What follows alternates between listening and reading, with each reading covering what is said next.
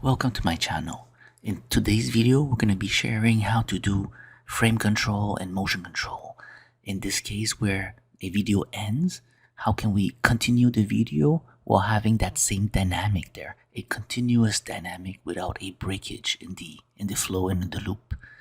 How do we do that? Well, instead of just giving one image so that it tries to randomly figure out the motion, we're going to be giving it multiple frames so that it can see what was the current dynamics that was happening, and from there figure out what is the future frames that has to be generated to have the same motion consistency. To drive a point here, here's a video of a ball bouncing. Now it's easy to see it, but if it's just frames, can we say which direction the ball was going?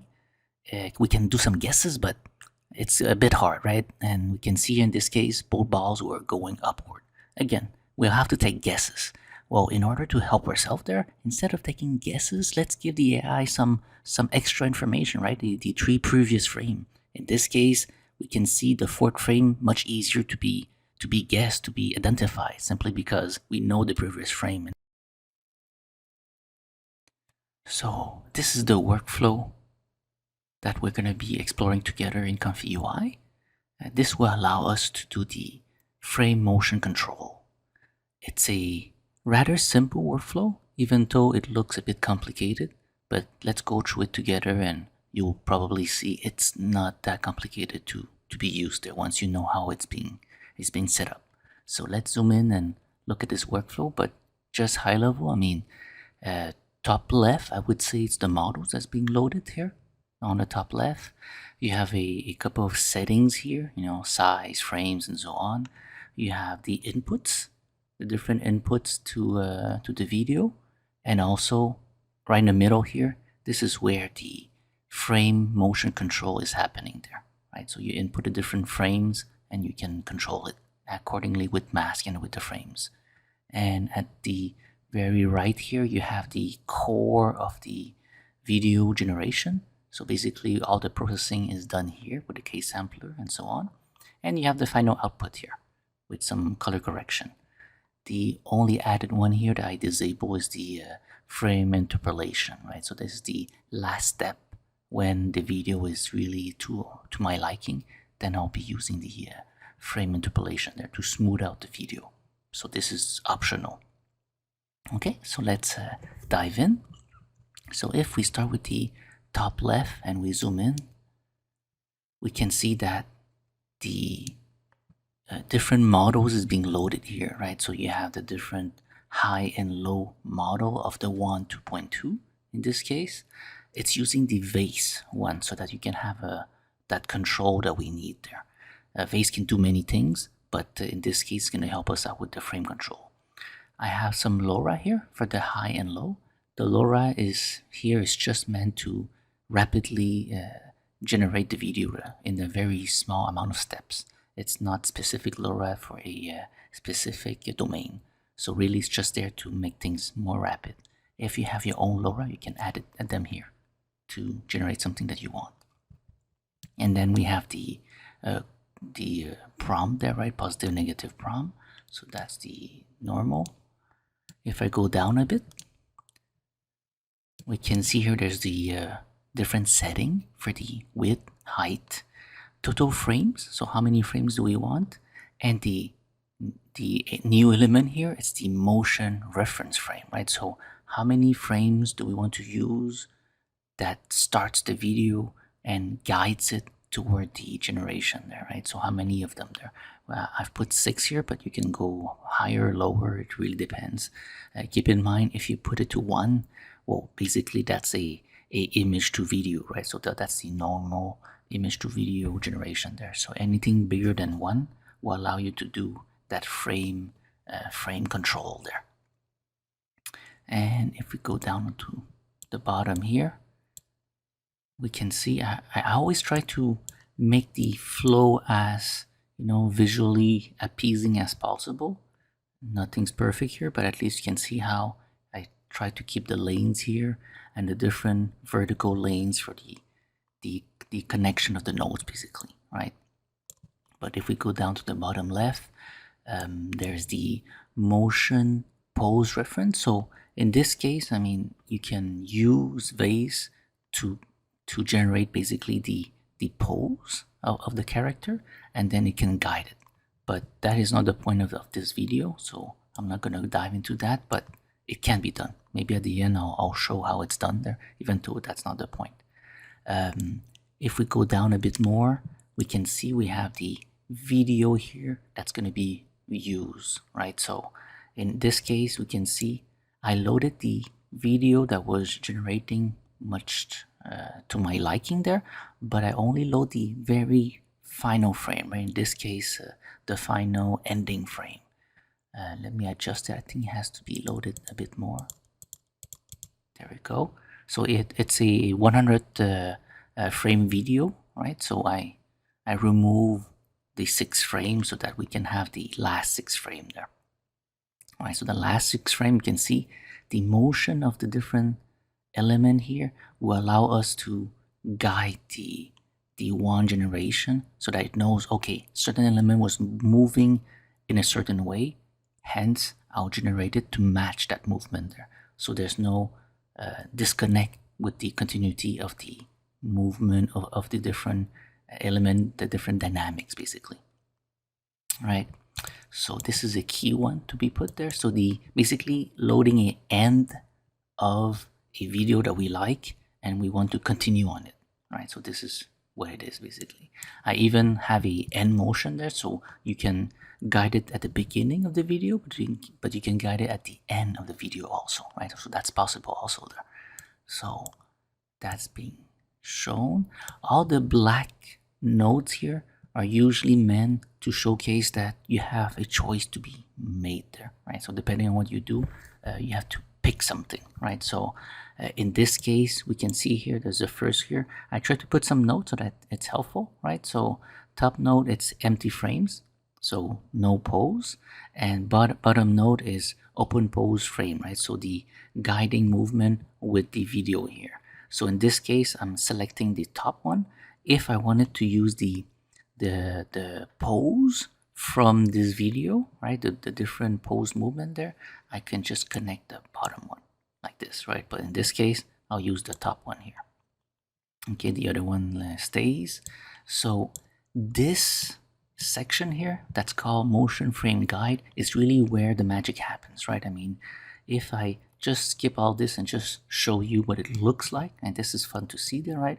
So when I mentioned we're using 6 frame to guide the 6 last frame, if I zoom really in, you can see those 6 frame right here, right? I mean, 1, 2, 3, 4, 5, 6, right? So you can even click on it and look at it specifically there, right? So 1, 2, 3, 4, 5, 6, and then you see those 6 here, right?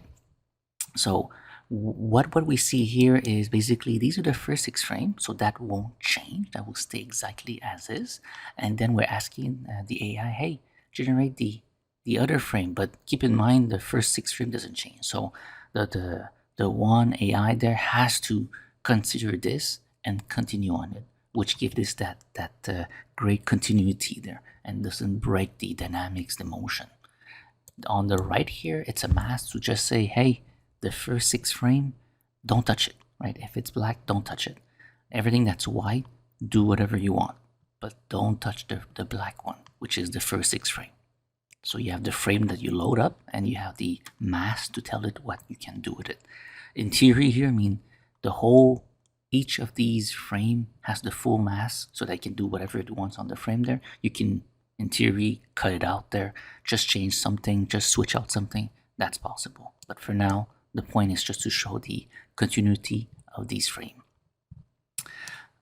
All of this is possible by doing what you see up here, right? So you see some mask here that is white or 0 being black here, and then you convert that into image, and then you repeat the image, that black or white image, a certain amount of time, right? So the amount of time depends on that calculation here, right? I mean, how many total frame, how many reference frame do we have there?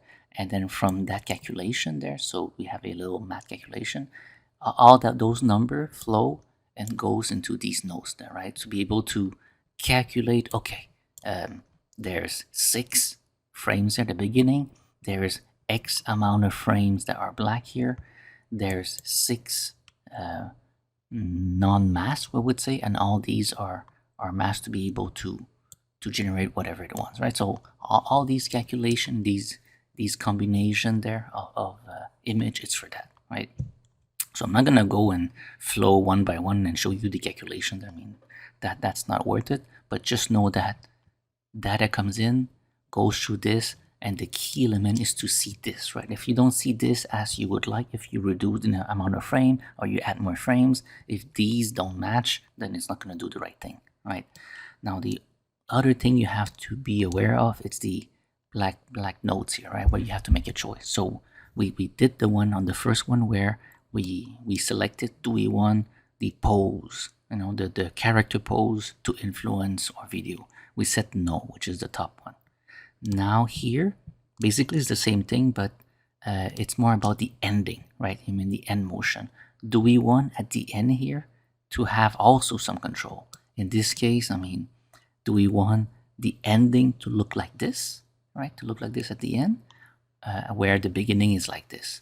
If we do, we're gonna select the bottom node here, and I wrote the comment, right? So top node, empty frame, so empty poses, right? But on the bottom node, we have the frame motion guides, right? So if we want these frame to be at the end, so that we guide literally the one model, do these at the beginning and show up these at the end, well, we select this, and just for fun, we can just do it so that we can see.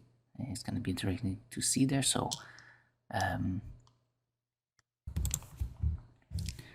so let's do that. Let's just run it, but I'll disable the core generation here so that it doesn't run the whole thing. We just want to see it being populated. So if I run this, you're gonna see, there we go, at the end we have the beginning frames and we have the ending frame, right? So it's going to be ending this way, for example, right? Now notice how on this side it didn't match, in the sense of it should be black here at the end, right? So because I didn't mention the last final group of node that we have to switch, right? So it says here the top one, if we choose the top one, so the ending black mass, it's a motion guide from end video motion, right? So the bottom node, which is the current selected right now, is ending black white, right? So mass equals normal generation, right? So we can see here right now it's the bottom one that's being selected, so it's all generate whatever it wants. We want the top one here so that it ends in black mass there, right? So it ends with the ones where don't touch anything, right? So let's run it again with the top node selected here. And there you go. It becomes black, meaning don't touch these frames, right? So this is the point. And then with this, if we generate, then we'll get what we wanted, right? So let's go on the top here. So that should give you a good idea of the control here, the frame control. Now if we go back to the top to look at the core video generation, right? So we'll set this as always so that it shows up. Now in the core generation here, I mean, it's the normal video generation and there's nothing special about this there. I mean, the sampling, sample shift, the nag, I've shared that before, where it enhanced the negative prom here. So that's always good to have. It's duplicated because we have the high and the low K sampler. This is how 1.2.2 works, so it's just normal. Here we have the steps, right? So because I have both LoRA here, I mean the fast 1 and the light 2x there, right? I mean these allow it to only need 4 steps. I mean, you can make it a bit nicer if you increase the step a bit to, for example, 6 or 8 even, but 4 is enough for most cases to give you something that's very decent, right? So you can leave it at 4, but if you want a very nice finishing touch there, I mean, just pump it up a bit there, it should be good. And this just basically what it does is take the 4, it's split into both of these, case sampler. So there's two-step bottom, two-step on the top and two-step on the bottom, and then it will run it separately there, right? So it takes this number divided by 2, and then it goes and it fills it in there. So nothing special there. This one is very key, right? I mean, it's the one Vace to video. This is possible because we have the Vace where it's not the start and end image that's using it. It's instead a control video, and with a control mask. And this is what we're feeding it basically, right? We're feeding it a control video and a control mask basically. So you can see the image here, video here going onto the top, and the mask here going into the control mask, right? So this is what's happening right here. And then there's a reference video. The reference image. This is not used unless, and this is just optional there because it's Vace. Vace can do a lot of things, and that's why there's a lot of possibility. I'm not gonna show them all, or maybe, but we'll see. But I give myself a chance of being able to select, right? Bottom one here is that control video. Sometimes I don't want the control video from the frames there. I just want it to be generic, so I can choose the top. If the top one here, it says no frame motion reference, right? So there's no frame motion there. On the bottom one, we're using the frame motion. What does no frame motion means? Well, if you flow back here, you go down, I mean, basically it's the pose control, right? So sometimes I just want it to be like, hey, take this pose and generate me a video with it, right? I mean, don't make anything complicated with the frame motion there, but sometimes I do want it, right? So it depends. The cases where I do is I already have a video and I want to continue on it, right? I want to do that looping there, so that will become important. Sometimes I don't need to, so that's why it's not needed. So I have a possibility to switch top or bottom. And then why these are black? Well, it depends what I'm trying to do, right? Sometimes I don't even want these control or the mask or I do want the reference, right? I mean, I can see myself doing, for example, using this this image and using it as a reference image, right? I mean, you can see the image go here. This is just removes the background so that it doesn't take the background into account, and then it goes here, and then it uses the reference image, right? And the reference image would give the video the guidance of using this characteristic, right? So that's a way to do it, but in this case we won't use it. So recap here: video control, mask control, all that from this element here that we selected, and from that it will generate the video that we need, right? So the positive, the negative, so it will guide the video generation of the case sampler. And with this being generated, at the end, a little decode here. The trim is just to make it not flicker, so I always use it.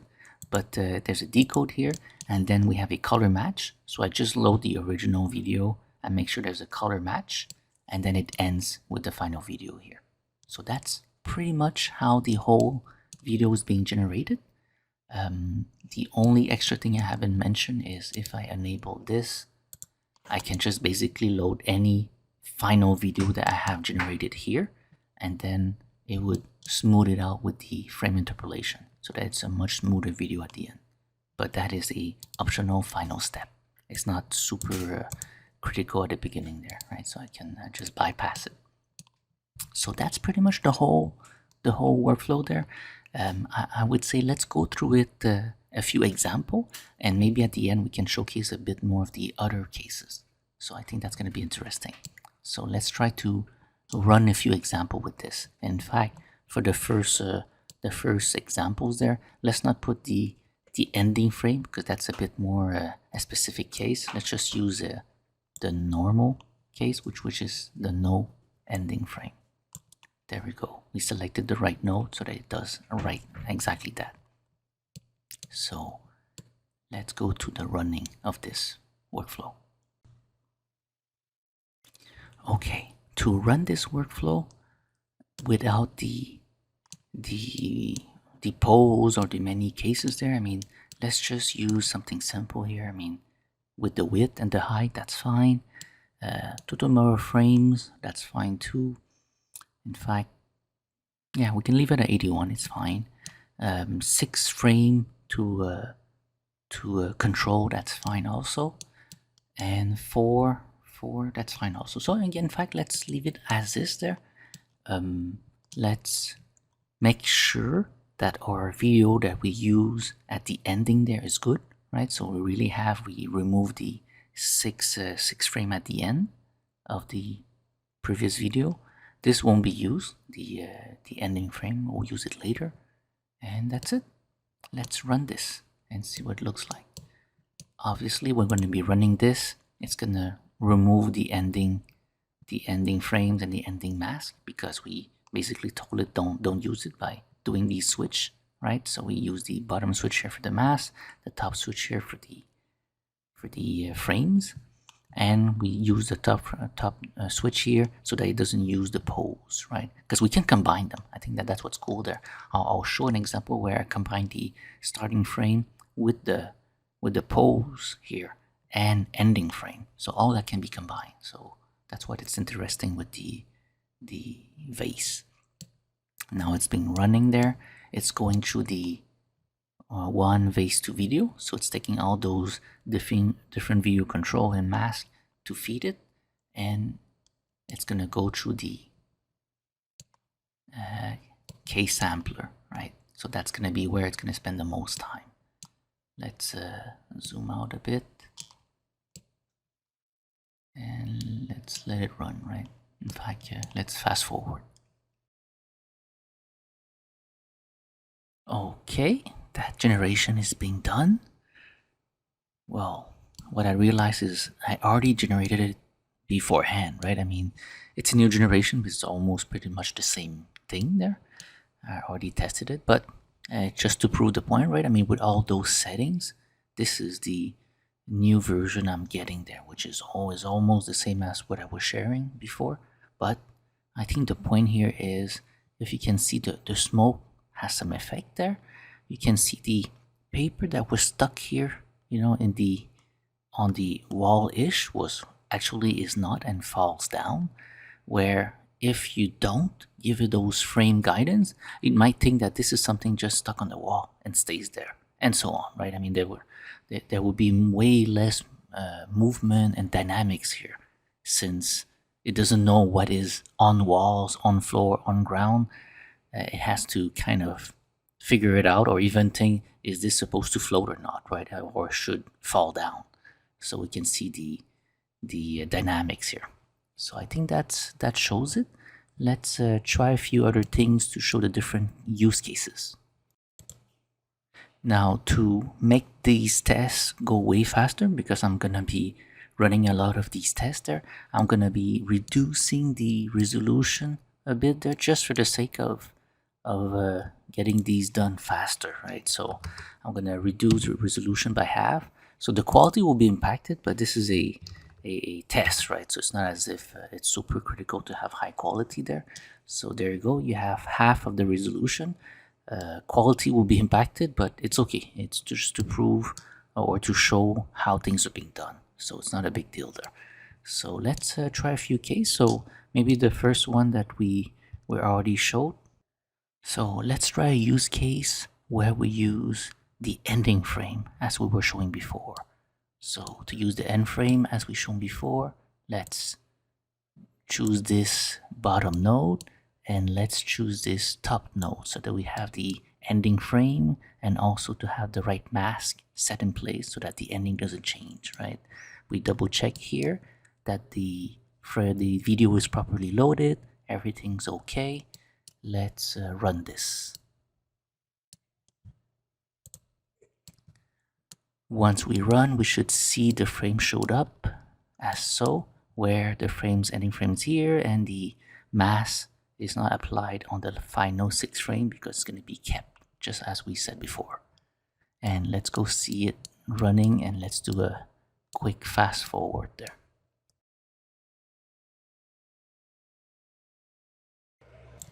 Okay, the generation is complete. Let's go have a look.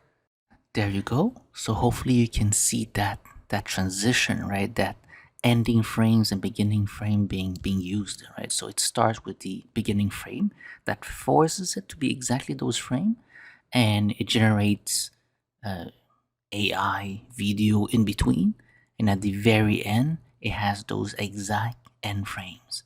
And keep in mind, it's just not like start image and end image. It has to follow that frame motion, right? I mean, if you look at the ending frame motion, it has to follow this. It's not super visible, the motion, but if you look at the guy, I mean, it has to be doing this motion, and there's a bit of hand movement there, a bit of camera, so it has to end with that, right?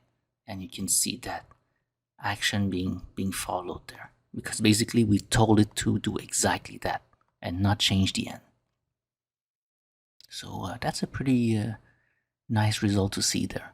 Now let's try another case, right? So let's try similar, but just to show the difference, I mean, let's try to use it without multiple frames, right? Let's just use one frame and see, does multiple frames actually makes a difference or not, right? I think that's going to be an interesting test there. So for that, I mean, we don't need the end frame for now. The goal is not to check the end frame, rather to change the input frame, right? So instead of 94, we're moving it to the very last frame, which is 99. 100 is empty. Okay, so 99, there you go. So the 99 frame, which is the last frame, you can see a few elements floating there with a kind of like a little paper at the end there, right? I mean, will it fall down? Would it stay? What's gonna happen? We'll see. We'll see. And then let's go up here and let's put the motion ref frame count down to 1, right? So that it just uses 1 frame for the initial frame guide there. And with the end, it's going to be removed. So let's see this happening there. And just rapidly as we run this, I mean, we can see it's 1 frame here. Mask, everything can be changed except for the first one. Let's see what happens with that. But as I'm running this, I'm just going to share also on the top section here. I mean, in the high and low case sampler, this is usual there. I mean, there's the noise seed here, right? So if you ever generate something and you realize, oh, this is not what I like, I would like to retry, right? So you can just change the seed. I rarely change the seed because I'm too used to changing other things, right? I mean, the prompt, the input image, and so on. And in many cases, I want to have that same seed because I'm changing something else, and I don't want it to be impacted by the seed change, right? I want to see if the change that I did in one of the nodes, what is the impact, what is the result of that change, without considering that, oh, the seed changed, so maybe it's something else, it's not that, right? So that helps me do test there. But up to you to use the seed as needed there. So it's going to generate again. Let's, as usual, do a quick fast forward there. There you go. The generation is complete. Let's go check it out. So this is the generation without the full frame, right? I mean, we can see the generation is quite different, in fact. And I think it can be quite easily explained, right? So first, let me zoom in there. You can see the paperwork. I mean, there's very few paperwork being moved there. I mean, some just disappear, some are stuck on the ground. I mean, the one on the back that just disappeared. Again, keep in mind, I reduced resolution, right? So that has impacted, but still, I mean, the movement is not the same at all. But the most remarkable thing here is, look at the facial feature, right? I mean, the character. I mean, this is the normal character that would have there normally, and this is the result I'm getting. I mean, can we explain why? I mean, the reason is pretty simple, in fact. I mean, when you look at it, let's go back to the single frame it had, right? So it had this to go with there, considering that we are low resolution, so it lowers the resolution. It has less information to figure out what are these characteristic, right? So with only one frame, it was able to, or at least think, this is it, right? This is the character that I'm gonna be generating there. So the character changed a bit, the movement much less motion that follow the current video. That is the result of just having one frame. Keep in mind, in many other video or other cases, it might not result in the same thing. It depends on many factors, but this is the factor we have. I'm guessing if we change the seat, maybe we'll get something better, worse. Really, there's a lot of parameters involved here. But hopefully that's an interesting test. Let's try another test. Let's try to do one where we use the pose, right? I mean, the pose that we've been talking about. Let's try to use that, right? So I think that's going to be interesting there. To use the pose, as I mentioned before, the pose is here, right? It connects to this. So this connects to the empty image, so there's no pose, and this connects to the pose where it gets feed from this video, right? So it's a dance video there. So I will simply drag this to connect so that it connects to it there. Now, what's going to be tricky is it's going to start with this frame and it's going to try to follow this pose. So I'm not sure if that's gonna how that's gonna go, but let's have a try, and it's gonna be interesting to see the pose show up here. They're gonna be showing up, so that's gonna be interesting too. Okay, I think that's it. Just to be sure, before we start, let me disable this. I just want to see if the preview here looks right. Should have 6 frames and only the beginning. Oh, and the pose, right? That's gonna be interesting to see. So it's going through the pose, I think. Oh, I already did it. Okay, that was fast. And there we go. You can see the pose here. I mean, look at that. It starts with this, and it has to force itself to go with this pose. Now, normally, I mean, I wouldn't give it such a different, a viewpoint / pose in such a short time frame, right? But again, this is a test, so it's fine. I would probably have something that has the input closer to the pose so that it flows well together. But we'll let the AI magic do its thing there, right? So let's see how it goes. So with this, let's run the full run. So let's set this to always run. Okay, so it's gonna run. I'm gonna fast forward this. Okay, so let's look at the generation. Let's see. So we can see here, I mean, it's following the characteristic of the character while trying to follow the pose also, right? I mean, we didn't give it a lot of transition time between the force frames here and the pose alignment here, right? I mean, it has to go from this to this, and from what we see, I mean, it kind of did exactly that, right? So it was forced to follow a certain amount of frames, and then it went straight into the pose, the new pose, right? But trying its best to remain its characteristic of the character, right? So that's an interesting transition.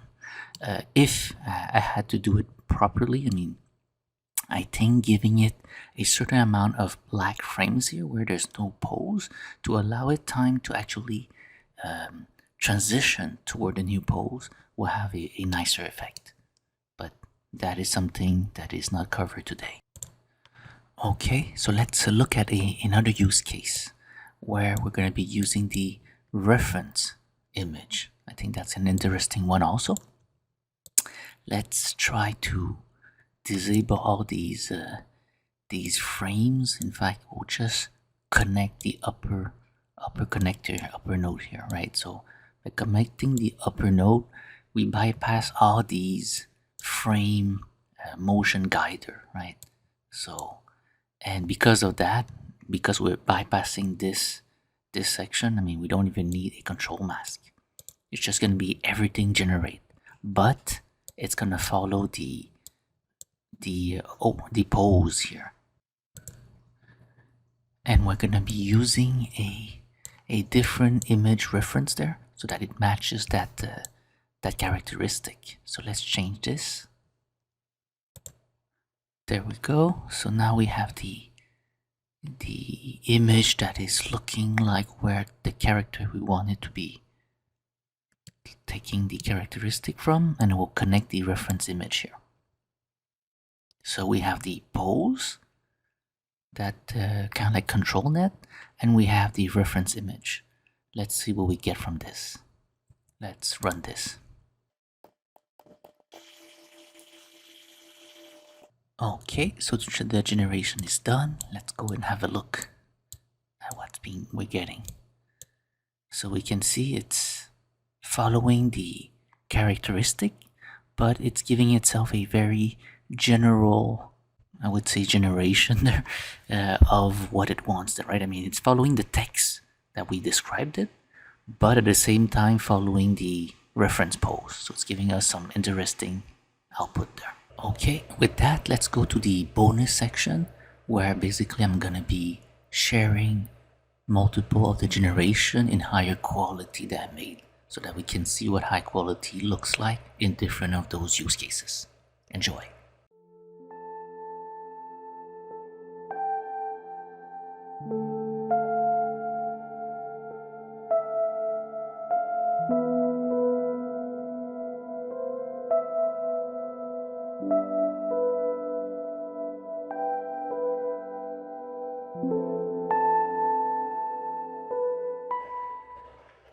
With that, thank you very much, and I'll see you next time.